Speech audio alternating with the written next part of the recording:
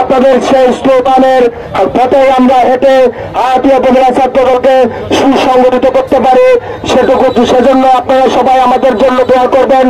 আজকে আমাদের যে দীর্ঘ প্রতীক্ষার পর যে এই কমিটি ঘোষণা হয়েছে, প্রথমে ধন্যবাদ জানাই বাংলাদেশের আগামী দিনে অনিবার্য নেতৃত্ব জনাব তারেক রহমান এবং চট্টগ্রাম বিভাগীয় বিএনপির সাংগঠনিক সম্পাদক জনাব মাহবুবুর রহমান শামীম।